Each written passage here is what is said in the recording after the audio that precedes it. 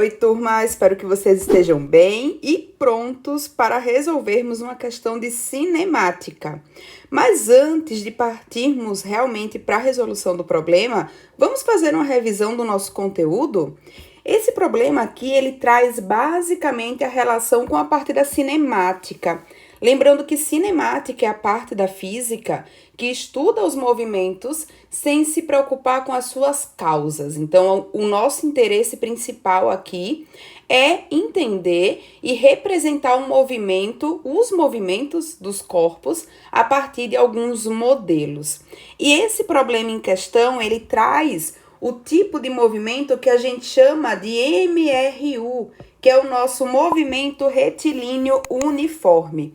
E uma coisa muito importante para vocês é que cada um dessas letras aqui tem uma representação, um conceito. Quando eu penso em movimento, isso daqui significa o quê? Que eu estou analisando um certo corpo em relação a um referencial e se há movimento, a sua velocidade é diferente de zero.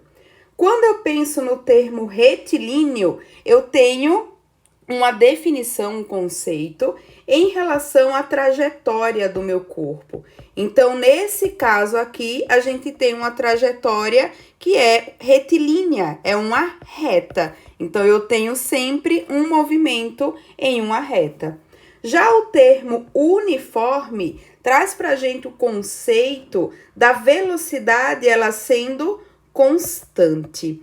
E nesse ponto aqui, a gente pode relembrar alguns modelos utilizados no MRU. Para a velocidade, a gente pode pensar na nossa definição, onde a velocidade é o meu deslocamento, definido por ΔX, dividido pelo meu intervalo de tempo, que é o nosso ΔT. Lembrando que ΔX é a minha posição final menos inicial. E o ΔT é o tempo final menos o tempo inicial. Uma dica aqui, sempre que a gente tiver o nosso delta, isso daqui na física acaba representando geralmente a variação de uma grandeza física. Então, é um valor final menos um valor inicial. A partir dessa equação aqui, desse modelo, pensando na definição da nossa velocidade, a gente consegue encontrar a equação horária da posição em função do tempo, que é dada como sendo x igual a x0 mais a velocidade vezes o tempo. Ou seja, a partir dessa equação, o que é que a gente pode fazer? Substituir alguns parâmetros iniciais, que seria a posição inicial e a velocidade, e determinar a posição do corpo em um dado instante de tempo. Deu para revisar? Vamos resolver o nosso problema agora. E vamos para a resolução do nosso problema. Este problema aqui, ele foi retirado do capítulo 2 do livro Halliday, volume 1. É a 11ª questão. Ou seja, é uma questão a nível universitário, porém é uma questão muito simples. Então, se você está estudando para o Enem, é aluno de ensino médio, pode ficar por aqui, porque essa questão vai ser muito útil para você também. O que é que a gente tem? Você tem que dirigir por uma via expressa para se candidatar a um emprego em outra cidade, que fica a 300 quilômetros de distância. A entrevista foi marcada para as 11 horas e 15 minutos. Você planeja dirigir a 100 km por hora e parte às 8 horas para ter algum tempo de sobra. Você dirige a velocidade planejada durante os primeiros 100 km, mas em seguida, um trecho em obras o obriga a reduzir a velocidade para 40 km por hora por 40 km. Qual é a menor velocidade que você deve manter no resto da viagem para chegar a tempo? Qual que é a nossa primeira estratégia para resolver problemas de física, não só de cinemática, de movimento retilíneo uniforme? Qualquer tipo de problema de física. É fazer a nossa leitura inicial, interpretar os nossos dados. Como que a gente interpreta os dados físicos? Geralmente analisando as suas unidades, para a gente poder identificar quais são as grandezas que já são dadas aqui no nosso problema. Então, nesse caso aqui, por exemplo, o que é que a gente percebe? Nós temos um valor de distância, quando ele traz ali 300 quilômetros, quando ele traz aqui 40 quilômetros também, 100 quilômetros, ele traz valores de velocidade, 100 quilômetros por hora, 40 quilômetros por hora, também traz valores de tempo, 11 horas e 15 minutos e 8 horas. Então, qual que é o nosso primeiro passo? Anotar os nossos dados. Isso daqui eu sempre indico para vocês. Qual que é o primeiro dado aqui pra gente? Nós temos a distância que eu vou precisar me deslocar para chegar até a cidade onde eu vou realizar a minha entrevista. Então, a gente tem um ΔX, que eu vou chamar de ΔX total, e isso daqui vale 300 quilômetros. Depois, ele fala algo em relação ao tempo. Então, eu tenho o meu tempo inicial, onde eu saio da minha cidade às 8 horas, e eu preciso chegar na outra cidade às 11 horas e 15 minutos. Depois, ele traz aqui valores de velocidade. Então, eu tenho o meu primeiro trecho, que eu vou percorrer a uma velocidade que eu vou chamar de V1, de 100 quilômetros por hora. Depois, tem um segundo trecho, onde ele percorre um ΔX2, né, que ele deu ali pra gente, de 40 quilômetros, e ele percorre isso daqui por 40 quilômetros por hora. E, por fim, a gente precisa determinar a nossa velocidade, a menor velocidade, no trecho 3. Aqui nós temos basicamente os dados, né, que conseguimos coletar a partir do problema proposto. O que é que a gente vai começar a fazer aqui? Analisar, por exemplo, as nossas unidades. Então, perceba aqui, no nosso valor de tempo inicial e tempo final, nós temos unidade de tempo em horas e também em minutos. Então, aqui a gente tem um problema. Primeira coisa que a gente precisa fazer, transformar esses 15 minutos aqui em horas. Não sei se você sabe fazer isso, se sabe fazer direto, segue aí para sua resolução. Se não, eu vou deixar anotado aqui do lado também, para quem não sabe nunca mais esquecer. O que é que a gente tem?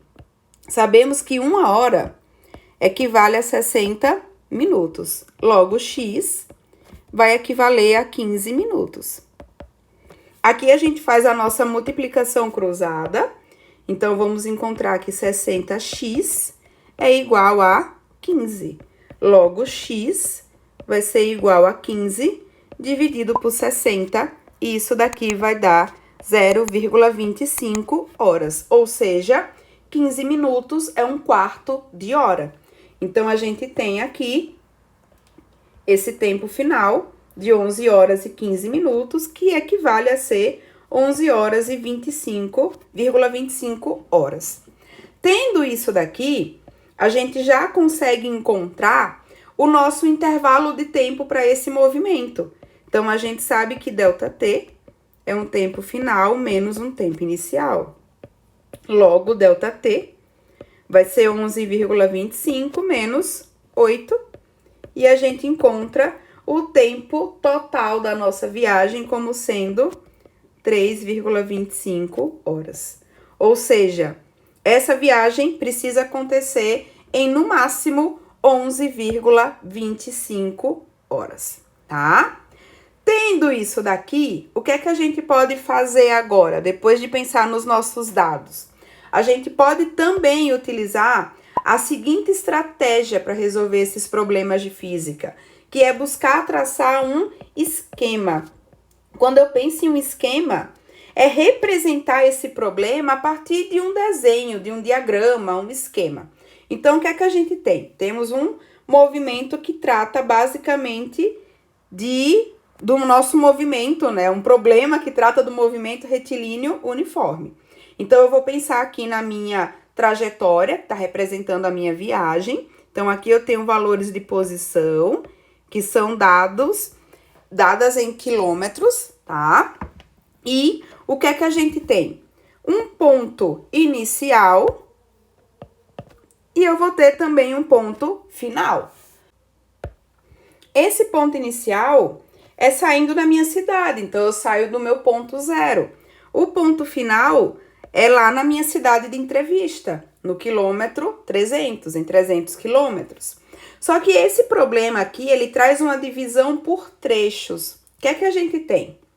No nosso primeiro trecho, ele saiu de 0 e chegou a 100 quilômetros. Por quê? Porque o primeiro trecho ele percorreu a 100 quilômetros por hora. Isso daqui ele conseguiu cumprir com o planejado. Então, ele sai de 0, chega a 100 quilômetros. Porém, quando ele chega nesse ponto, teve o trecho de obras e ele precisou reduzir essa velocidade para 40 quilômetros por hora durante os próximos 40 quilômetros. Ou seja, para o segundo trecho, o ponto inicial é 100 quilômetros e o ponto final vai ser 140 quilômetros, porque ele percorreu isso a 40 quilômetros por hora em 40 quilômetros, tá? Então, tendo isso daqui, ó, percebam que a gente já tem o quê? Os nossos trechos, né? Aqui eu tenho o trecho 1, o trecho 2 e eu vou ter o trecho 3. Lembrando que o trecho 1, ele percorreu a uma velocidade de 100 km por hora. Então, aqui ele teve um ΔT1 de 1 hora. E no segundo trecho, ele percorreu a uma velocidade de 40 km por hora. Portanto, teve um ΔT2 também de 1 hora. Ele percorreu 40 km pensando numa velocidade de 40 km por hora. Logo, o intervalo de tempo desse segundo trecho foi 1 hora. E o que é que a gente precisa pensar agora para o nosso terceiro trecho? A primeira coisa é determinar o nosso ΔX3, ou seja, qual que é o tanto aqui que ele precisa percorrer saindo do quilômetro 140 até chegar no quilômetro 300 para realizar a sua entrevista. Então, a primeira coisa é pensar no ΔX3. Quanto que vai ser isso daqui? Esse ΔX3 vai ser igual ao quê? A 300 menos 140 quilômetros. Logo, esse ΔX3 vai ser igual a 160 quilômetros. Então, nesse terceiro trecho, a gente vai precisar percorrer 160 quilômetros. E qual que é o tempo necessário, qual que é o tempo que nos sobra para percorrer esses 160 quilômetros? A gente vai calcular isso daqui também. Então, o que é que a gente sabe? Que o ΔT3 vai ser igual ao nosso ΔT total, que foi o que a gente encontrou aqui, ó. Calculamos ele aqui, que é o tempo total da nossa viagem. Então, isso daqui vai dar um valor de 3,25, né? Tínhamos calculado anteriormente. Então, eu vou deixar aqui o ΔT total, menos o ΔT1, que é o ΔT em relação ao trecho 1, menos o ΔT2, que é o tempo em relação ao trecho 2. Então, aqui a gente vai ter um valor de 3,25 menos 1 hora, menos 1 hora, que são os tempos respectivos para percorrer cada um dos trechos, o trecho 1 e o trecho 2. Logo, a gente tem um ΔT3 igual a 1,25 horas. Então, olha só, nós temos um valor de espaço a ser percorrido e um valor de tempo. Consequentemente, com esses dados, a gente consegue encontrar a velocidade do trecho 3, a velocidade mínima do trecho 3. Então, isso daqui vai ser igual ao ΔX3 dividido por ΔT3. Então, aqui a gente vai ter um ΔX3 de quanto? 160 quilômetros dividido por 1,25 horas. E fazendo os nossos cálculos, encontramos uma velocidade de 128 quilômetros por hora. Ou seja, a velocidade mínima que a gente precisa percorrer no trecho 3 para chegar no horário da nossa entrevista é uma velocidade de 128 quilômetros por hora. Retomando aqui as nossas estratégias para resolver esse problema. Então, a primeira coisa, fazer a leitura da questão, a leitura do problema.